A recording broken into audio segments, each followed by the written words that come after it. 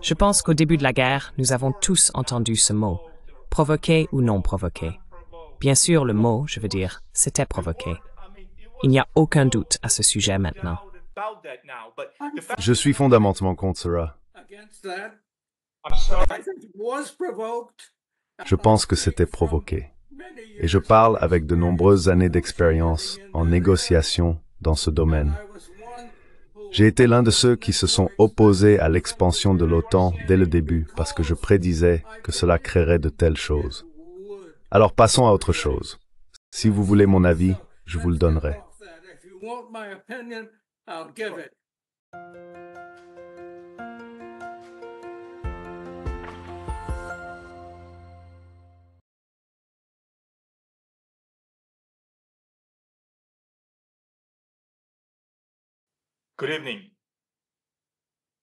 Bonsoir. Nous avons un programme très spécial pour nos téléspectateurs aujourd'hui, en Géorgie, dans la région et dans le monde entier. Nous avons un ambassadeur, ancien ambassadeur auprès de l'Union soviétique, M. Jack Matlock. Parmi de nombreuses autres réalisations et affectations, l'ambassadeur Matlock a été le principal diplomate des États-Unis auprès de l'Union soviétique de 1987 à 1991. Ses fonctions à Moscou se terminant seulement quelques mois avant la dissolution du pays lui-même. Il a travaillé de manière célèbre avec le président Reagan et Bush Senior pour mettre fin à la guerre froide. Ce qu'il continue de souligner, s'est produit grâce à un accord mutuel et une bonne diplomatie, et non à cause de l'effondrement de l'Union soviétique. Et je voudrais juste faire savoir à notre public que la dernière partie est peut-être la plus importante dans l'art de la diplomatie de M. Matlock. Monsieur l'ambassadeur, merci encore une fois d'être avec nous. Je voudrais vous féliciter pour votre 95e anniversaire et vous souhaiter encore de nombreuses années heureuses et en bonne santé.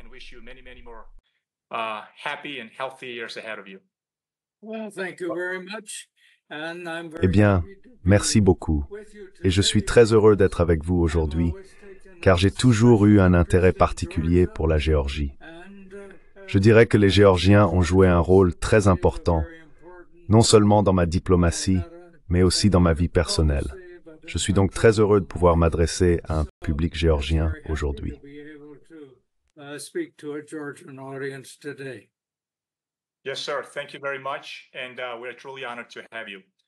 Oui, monsieur.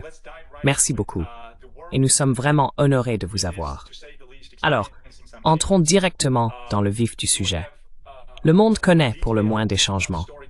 Vous avez une connaissance détaillée et riche de ce qu'était l'ex-Union soviétique et maintenant la Russie.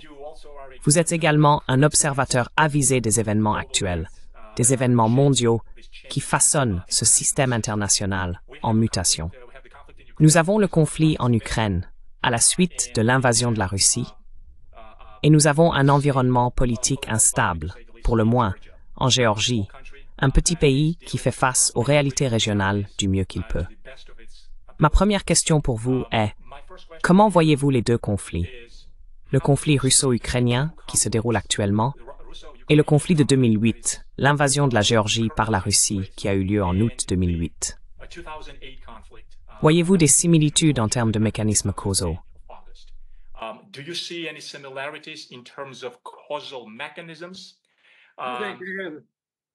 Je pense qu'ils ont des causes différentes. Ils ont des causes différentes. Différentes causes. L'invasion de 2008 par la Russie est survenue après que Saakashvili a attaqué les forces de maintien de la paix en Ossétie du Sud. Maintenant, ce conflit en Ossétie du Sud a commencé alors que l'Union soviétique était encore là, et Gamsa-Kourdia, qui avait plus ou moins pris le contrôle de la Géorgie, a en fait commencé une action militaire contre Tskinvali. Et durant l'hiver 1990-91, ils ont effectivement entouré Tskinvali et ont essayé de le bloquer. Donc le problème fondamental était que la Géorgie essayait de faire à ses propres minorités ce qu'elle accusait la Russie de lui faire. Et je pense que c'était la racine du problème.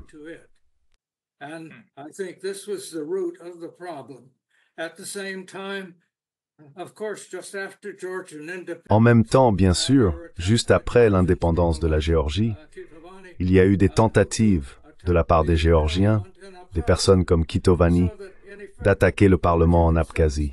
Donc en fait, la Géorgie elle-même a initié certaines de ces violences internes. Il y a donc eu une provocation, je dirais, dans le cas de l'attaque sur Tskinvali. C'est quelque chose d'ailleurs que mes collègues qui ont ensuite été ambassadeurs américains en Géorgie m'ont fortement déconseillé.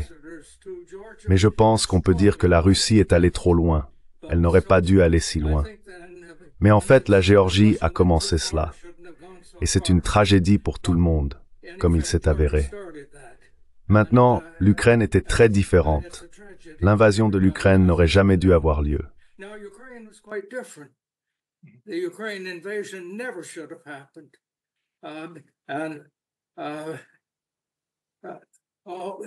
Et vous savez, il y a eu une tentative des États-Unis et de l'UE de commencer à contrôler la politique ukrainienne pour l'éloigner de l'influence russe. C'était imprudent. Les États-Unis n'auraient jamais toléré l'extension d'une base militaire étrangère n'importe où dans notre hémisphère. C'est exact. Et nous l'avons prouvé lors de la crise des missiles de Cuba quand l'Union soviétique a légalement installé des missiles nucléaires à Cuba. Nous avons menacé de faire la guerre. Maintenant, je dis légalement parce que nous avions précédemment déployé des missiles nucléaires en Turquie qui pouvaient atteindre l'Union soviétique. Eh bien, il n'y avait rien d'illégal à cela. Cependant, c'était inacceptable. Et heureusement, Khrouchtchev et Kennedy ont pu parvenir à un accord.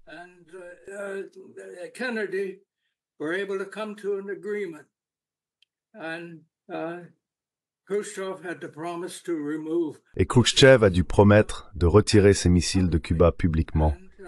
Et Kennedy a promis de retirer les missiles de Turquie, mais cela ne devait pas être annoncé. En d'autres termes, il a forcé Khrouchtchev à donner l'impression d'avoir été vaincu, alors qu'en fait, il ne l'était pas. C'était inacceptable à l'époque. Je veux juste continuer, j'étais à Moscou à ce moment-là, et je n'avais aucune idée de la proximité de la guerre nucléaire. Très bien, passons à l'Ukraine. En 2014, il y a eu un début de violence à l'ouest, il y avait bien sûr des manifestations à Kiev, etc., et des manifestations de personnes qui voulaient rejoindre l'UMM. Maintenant, il était clair que l'Ukraine ne pouvait pas à ce moment-là rejoindre l'UMM, car elle ne remplissait pas les conditions requises. Et la proposition que l'UMM leur a faite était en réalité bien en deçà de garantir l'entrée, mais elle exigeait qu'ils fassent un certain nombre de choses en interne qui étaient politiquement impossibles.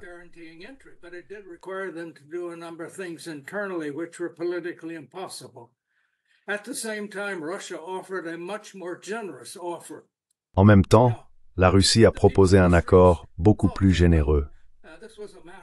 Maintenant, les gens dans les rues pensaient qu'il s'agissait de refuser l'opportunité de rejoindre l'UMM, ce qu'ils supposaient résoudre tous leurs problèmes, ce qui n'aurait absolument pas été le cas, car leurs problèmes étaient internes. Ils étaient une nation profondément divisée en termes de définition de ce que signifie être ukrainien. La violence a commencé à l'ouest parce que l'Ukraine n'avait pas de système fédéral comme d'autres pays, avec des populations divisées, telles que les États-Unis. Par exemple, si nous avons un président élu, le président ne peut pas nommer les gouverneurs des États. Les gens dans les États votent pour eux.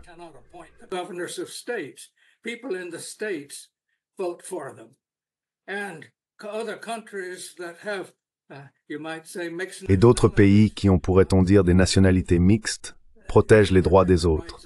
Prenez la Finlande, par exemple. Ils ont une minorité suédoise, mais le patrimoine culturel finlandais est protégé, et ils ont leurs droits au même titre que les personnes de langue finnoise. Ou la Belgique, où vous avez des personnes parlant le flamand, une langue proche du néerlandais, et puis les Wallons parlant le français, et ils leur accordent une sorte d'égalité des droits. Alors qu'en Ukraine, il y a eu une tentative de ceux de l'Ouest, l'ancienne Galicie et les provinces adjacentes, qui n'avaient jamais fait partie de l'Empire russe, mais ont été incluses par un cadeau de Staline et Hitler juste avant la Seconde Guerre mondiale.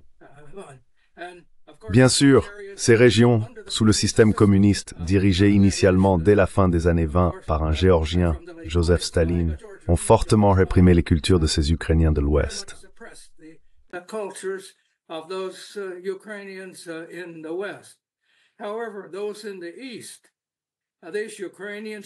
Cependant, ceux de l'Est, ces Ukrainiens, beaucoup d'entre eux parlaient russe et avaient fait partie de l'Empire russe pendant plusieurs siècles, et ils sont en Ukraine maintenant. Dès les débuts de l'indépendance qui leur a été accordée, ils n'ont pas eu à se battre. Et qui a mené cette indépendance? Le leader élu de la Fédération de Russie, Boris Eltsine. Donc dire que les Russes répriment toujours les choses n'est pas exact. En fait, le leader russe a été responsable de la dissolution de l'Union soviétique et de l'octroi de l'indépendance aux diverses républiques de l'Union. Donc cette idée de diaboliser la Russie n'est pas une bonne idée. Vous pouvez être d'accord ou non avec les politiques actuelles, mais l'idée que la Russie est toujours impérialiste et cherche constamment à s'étendre ne l'est pas.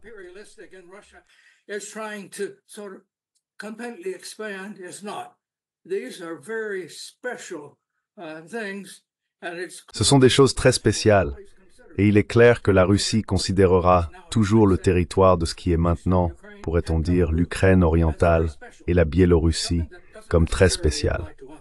Quelque chose qui ne s'applique pas nécessairement aux autres. Cependant, en même temps, il était clair que c'était la politique des États-Unis et de l'Occident d'interférer profondément dans la gouvernance de l'Ukraine. Nous avons promis beaucoup d'aide, mais à condition que certaines personnes, comme le procureur général, soient licenciées. Il se trouve que notre président actuel, qui était alors vice-président, était personnellement impliqué dans les efforts concernant qui rejoignaient le gouvernement ukrainien. Ainsi, le coup d'État qui a effectivement eu lieu en février 2014 a été vu par la Russie, non seulement par Vladimir Poutine, mais par la plupart des Russes, comme le résultat de l'influence américaine. Pas seulement la CIA, mais une influence très ouverte pour essayer de séparer l'Ukraine de l'influence russe.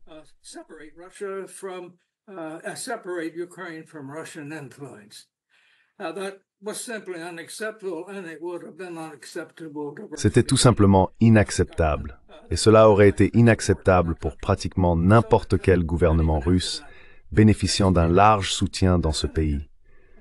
Même après cela, il y a eu des demandes de l'Ukraine pour rejoindre l'OTAN. Maintenant, laissez-moi revenir à cela, permettez-moi de vous interrompre brièvement ici. Brièvement, d'accord. Je m'étends trop. Pas de souci. La guerre n'avait pas besoin d'avoir lieu, et elle a été précipitée par une tentative, pourrait-on dire, des États-Unis et de ce que nous appelons l'Occident, de séparer l'Ukraine de la Russie. Toute cette affaire est une tragédie maintenant, pour des raisons que je n'ai pas le temps d'expliquer. Cela me conduit à dire qu'en ce moment, je pense qu'il est extrêmement important pour la Géorgie et aussi pour les autres pays du Transcaucasien d'éviter de prendre parti dans ce qui devient une lutte civilisationnelle.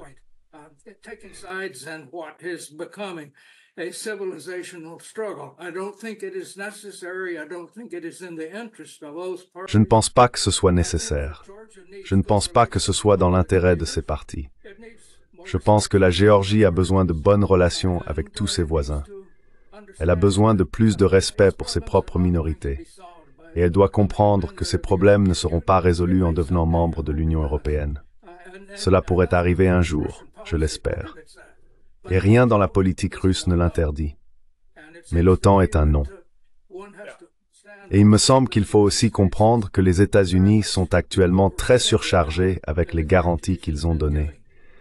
Et en tant qu'Américains, je ne pense pas que ce soit bon pour nous tous, parce que nous devons chercher la paix et nous devons chercher des moyens de résoudre nos problèmes pacifiquement, sans violence et sans guerre.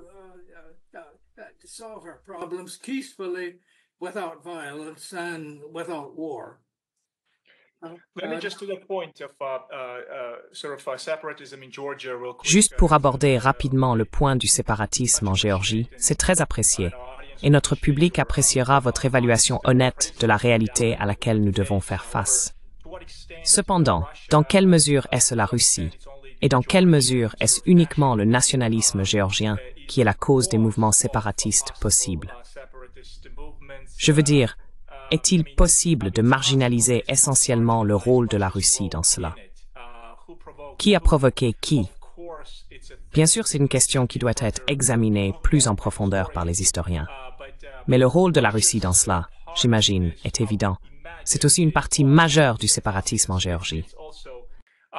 It's also a major part in Georgia's separatism. This is not to say, however, that Cela ne veut pas dire, cependant, qu'à travers un certain pragmatisme avisé et une diplomatie, il ne pourrait pas y avoir, dans les années à venir, peut-être une opportunité de reconstituer l'intégrité territoriale de la Géorgie, bien que ce soit encore, malheureusement, un peu un vœu pieux.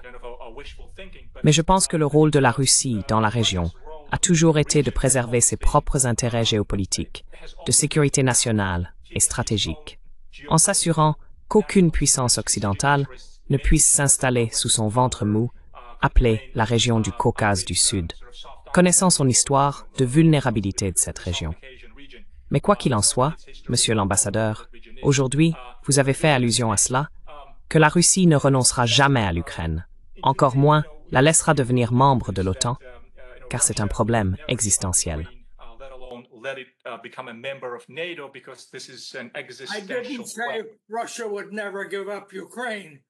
Je n'ai pas dit que la Russie ne renoncerait jamais à l'Ukraine. J'ai dit que l'Ukraine est divisée et que la Russie ne laissera pas l'Ukraine devenir membre d'une alliance militaire étrangère, tout comme les États-Unis ne laisseraient aucun pays de leur hémisphère devenir membre d'une alliance militaire étrangère. Le problème est la militarisation de cela. Oui, il faut comprendre cela. Et aussi, je dirais que l'idée de résoudre ces choses par la violence ne se réalisera pas. Absolument pas. Éloignons-nous de cette idée.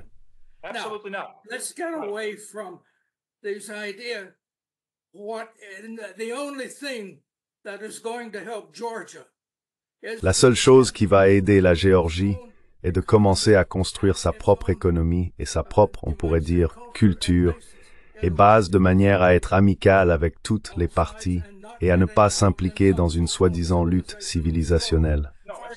Par exemple, il n'y a rien de mal à ce que les Chinois construisent un port, surtout lorsque les investisseurs occidentaux n'ont pas répondu à leurs exigences.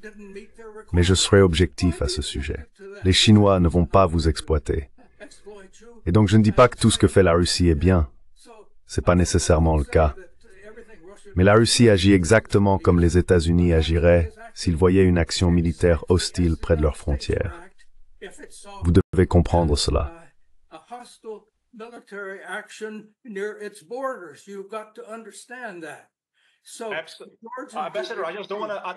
Ambassadeur, je ne veux pas qu'il y ait de malentendus ici.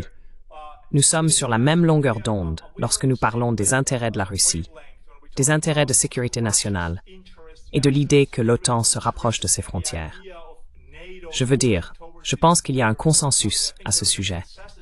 Et je pense que la raison fondamentale pour laquelle cette tragédie ukrainienne a eu lieu et toute l'idée de l'invasion de la Russie a été provoquée. Je pense qu'au début de la guerre, nous avons tous entendu le mot « non provoqué ». Bien sûr, elle a été provoquée. Il n'y a aucun doute là-dessus maintenant. Mais fondamentalement,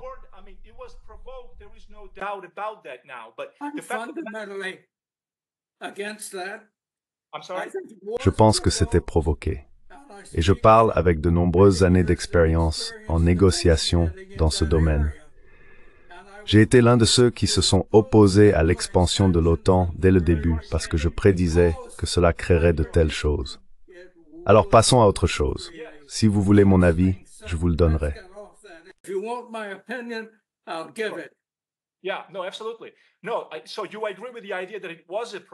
Oui, non, absolument.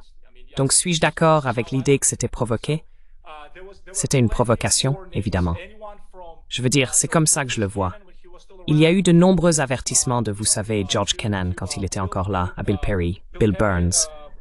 Je veux dire, tout le monde a averti l'actuel chef de la CIA, Bill Burns, qui était ambassadeur en Russie il y a des années. Pour répéter sa citation, l'expansion de l'OTAN était le plus rouge des feux rouges pour la Russie. Et donc, oui, non, c'est absolument un consensus dans la littérature des affaires internationales.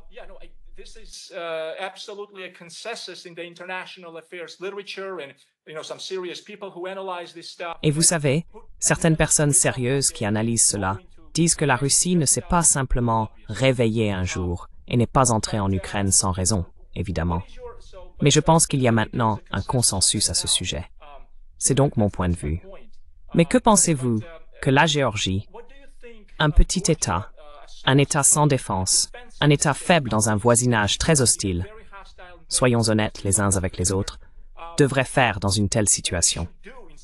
Je veux dire, vous savez, nous avons la région de la mer Noire et la côte géorgienne de la mer Noire, qui représentent une valeur stratégique pour la Géorgie. Et comment voyez-vous le rôle de l'Occident, et en particulier des États-Unis, dans cette région de la mer Noire, face à l'intérêt de la Russie dans la région de la mer Noire?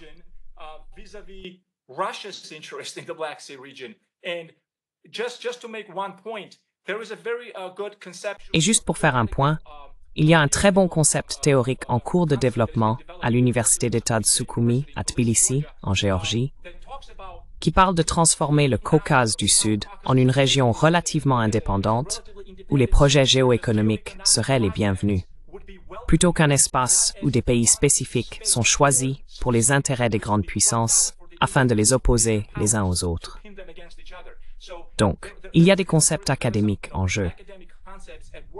Le concept de Onolisa discute essentiellement de ces questions pour que la Géorgie avance, car cette région doit d'une manière ou d'une autre devenir une zone pacifique, orientée géoéconomiquement, où les partis et voisins environnants peuvent profiter les uns des autres sans transformer la région en un havre militaire perpétuel.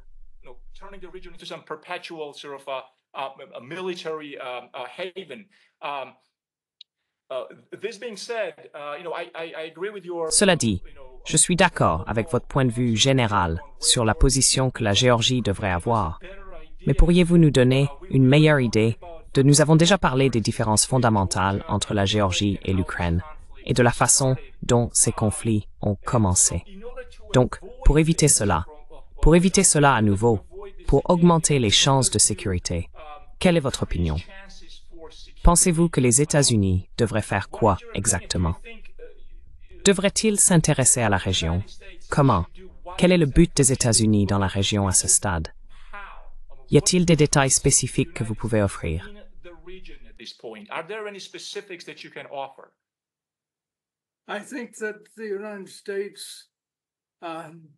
Je pense que les États-Unis devraient entretenir de bonnes relations avec la Géorgie, offrir une assistance économique si nécessaire, mais éviter de s'impliquer dans la politique intérieure géorgienne. Je pense que cela ne fonctionne jamais. Et je pense que l'un des problèmes que nous voyons aujourd'hui est le genre de tentative de ce qu'on appelle répandre la démocratie. Un étranger ne peut pas répandre la démocratie parce que chaque fois qu'un étranger s'implique dans la politique de quelqu'un, vous blessez les gens que vous essayez d'aider parce que cela donne l'impression qu'ils sont des agents étrangers. Maintenant, je sais cela. Donc j'espère que les États-Unis auraient une bonne relation avec la Géorgie et continueraient à fournir une assistance économique et humanitaire si nécessaire.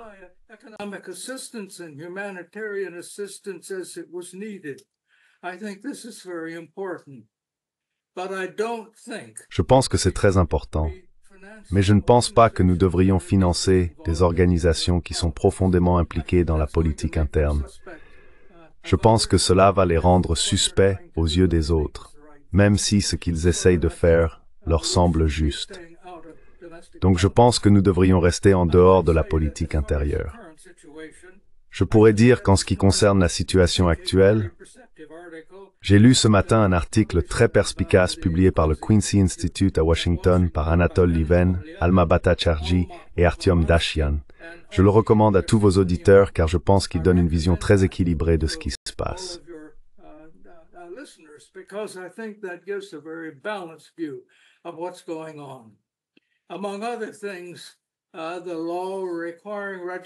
Parmi d'autres choses, la loi exigeant l'enregistrement des organisations qui reçoivent des fonds étrangers est très similaire aux lois aux États-Unis. Ce n'est pas comme les lois que Poutine a mises en place en Russie, qui vont bien au-delà des organisations financées par l'étranger. Les États-Unis eux-mêmes exigent maintenant l'enregistrement des organisations financées par l'étranger. Je pense que c'est mauvais. Mais si le gouvernement géorgien actuel le fait, il ne fait rien de différent de ce que fait notre propre pays.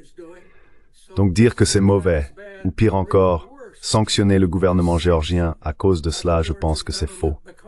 Et je déplore cela. Donc je pense qu'une question abordée dans cet article, je le recommande vivement.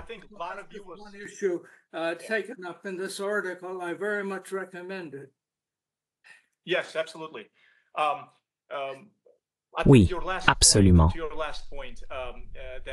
Je pense que votre dernier point sur les sanctions est un bon rappel.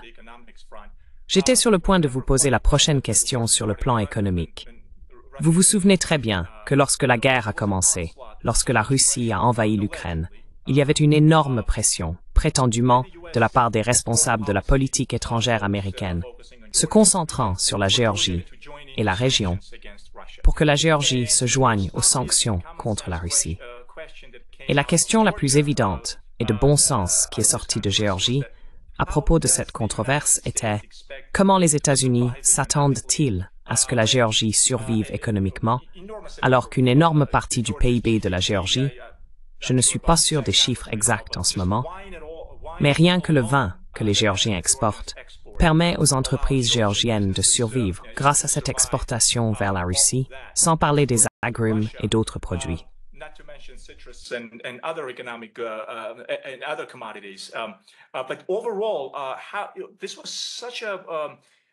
Mais dans l'ensemble, c'était une suggestion si peu diplomatique et brutale, en quelque sorte négligente, pour cette petite économie qui tient à peine debout de participer à des sanctions valant des milliards de dollars. Finalement, les États-Unis et l'Europe ont commencé à reculer. À cet égard, je voulais juste dire une chose de plus sur les ONG, car vous avez mentionné la non-ingérence dans la politique intérieure. L'un des instruments d'ingérence dans la politique intérieure en Géorgie a été cette habilitation du secteur des ONG.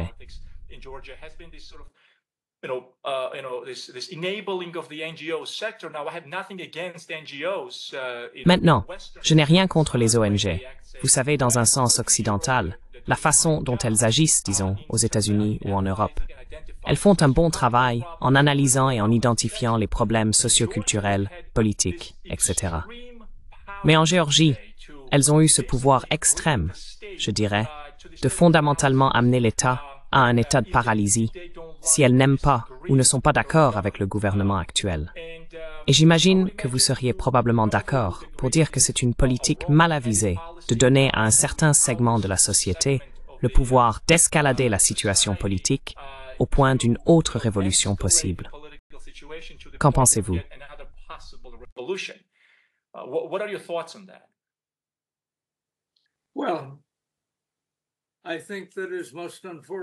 Eh bien, je pense qu'il est très regrettable que les choses se soient développées de cette manière. Je pense qu'il était tout à fait correct pour la Géorgie de ne pas participer aux sanctions concernant l'Ukraine. D'ailleurs, ces sanctions n'apportent pas ce qu'elles étaient censées apporter. Elles ne provoquent pas un effondrement de l'économie russe, elles entraînent en fait un renforcement de l'autoritarisme et une réévaluation des choses. Après tout, avant l'invasion ukrainienne, qui a été provoquée, à mon avis, la Russie coopérait avec les États-Unis dans de nombreux domaines, comme avec la Corée du Nord et l'Iran, et maintenant ils en font des alliés. Je pense que c'est mauvais. C'est mauvais pour l'Occident.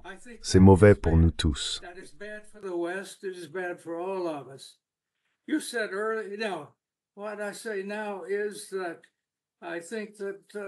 Ce que je dis maintenant, c'est que je pense qu'il a été absolument faux pour les États-Unis de tenter ces, on pourrait dire, boycotts, car vous avez tout à fait raison, ils auraient été désastreux pour la Géorgie.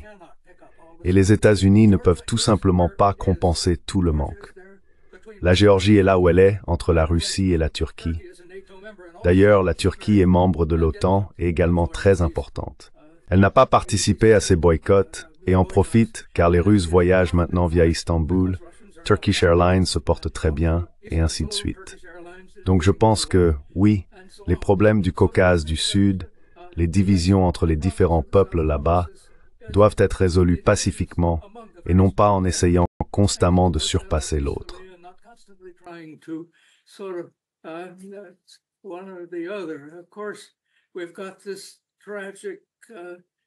Bien sûr, nous avons cette compétition tragique entre les Arméniens et les Azerbaïdjanais. Et encore une fois, cela ne profite à personne. Et penser que cela va être résolu par l'intervention des États-Unis ou de l'UMMR est tout simplement irréaliste, car les problèmes sont locaux. Ce que je dirais, c'est qu'il me semble tout à fait raisonnable pour la Géorgie de cultiver, pourrait-on dire, au moins une relation respectable avec la Russie, sans penser qu'elle peut faire partie d'une lutte globale qui déforme les choses. Je pense que tout le monde doit reconnaître que bien que la Géorgie ait pu exiger l'enregistrement d'une entité financée par l'étranger, même en partie,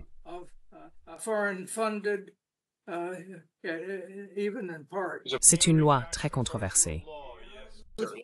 ils n'ont pas fermé ces zones. Exactement.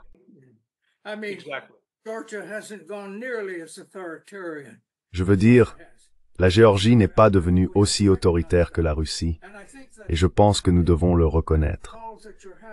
Je pense que les appels à inverser, d'une manière ou d'une autre, ce qui se passe lors des prochaines élections, devraient être absolument inacceptables. De plus, je pense qu'il devrait être inacceptable pour le vainqueur de se venger des autres. Les Géorgiens, tout comme les Américains, doivent commencer à apprendre à respecter la règle de la majorité.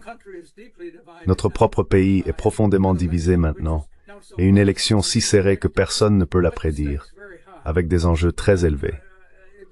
Il me semble que l'important ici est de passer par un vote équitable, de les compter équitablement, et ensuite, l'opposition devrait rester libre de continuer à s'opposer aux politiques qu'elle souhaite.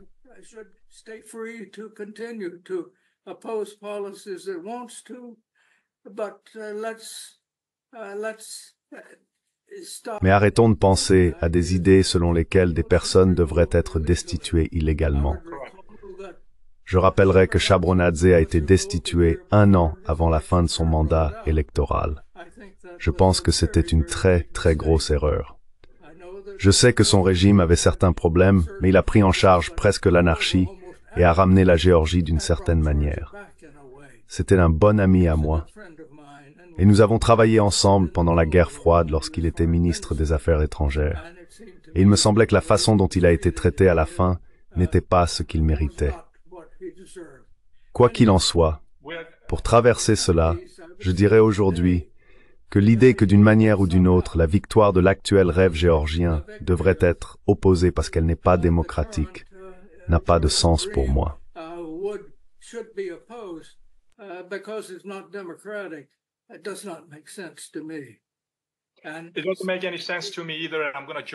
Ça n'a pas de sens pour moi non plus, et je vais vous rejoindre là-dessus. Et puis, les derniers points. Je pense que vous faites allusion à cette idée que la Géorgie peut déterminer son avenir au sein de la région. Il y a beaucoup à faire dans la région. Et ce genre de rêve idéaliste que quelqu'un doit extraire la Géorgie et la laisser rejoindre l'OTAN, ces rêves se sont brisés. Et ils n'ont jamais eu de chance, si vous me demandez personnellement. Mais la Géorgie doit mener sa politique étrangère introspective, regarder dans son voisinage et examiner les ressources d'ailleurs.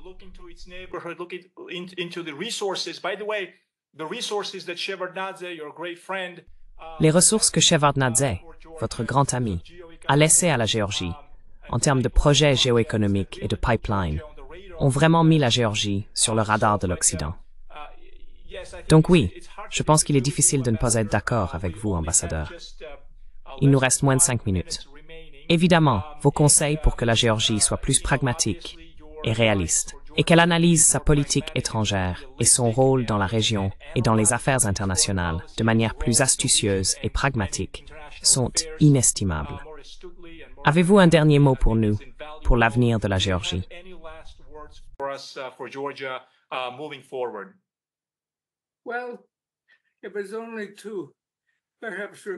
Eh bien, ne serait-ce que pour peut-être répéter ce que vous venez de dire, Il est dans l'intérêt de la Géorgie d'avoir les meilleures relations possibles avec tous ses voisins et de ne pas s'impliquer dans des tentatives d'un côté ou de l'autre pour diviser le monde sur ce qu'ils appellent des bases civilisationnelles. Je pense que cela va échouer. Et je pense que, particulièrement pour un petit pays situé comme il l'est géographiquement, il doit élaborer une politique étrangère qui ne se fait d'ennemis de personne. Et il me semble qu'à long terme, la Géorgie a besoin de bonnes relations avec la Turquie, avec l'Arménie, avec la Russie, avec la Chine et avec les États-Unis. Et les États-Unis et l'Occident ne devraient rien dire.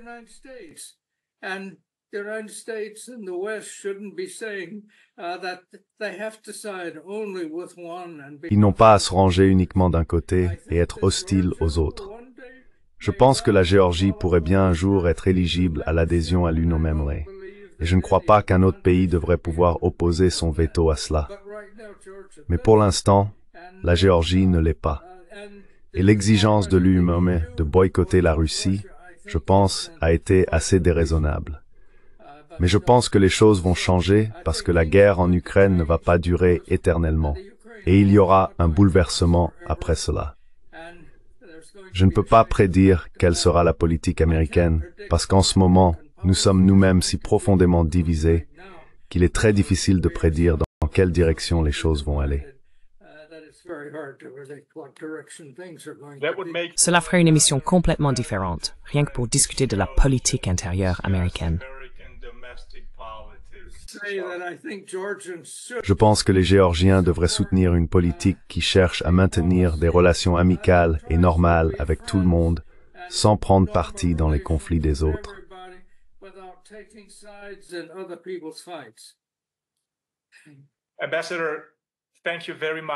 Ambassadeur, merci beaucoup pour ces paroles et ces idées sages qui, malheureusement, ont manqué en Géorgie ces 30 dernières années. Et je suis sûr que nous sommes tous deux d'accord pour dire que nous espérons que la Géorgie réalisera que ce n'est qu'à travers une politique pragmatique et astucieuse qu'elle peut survivre dans une région très hostile.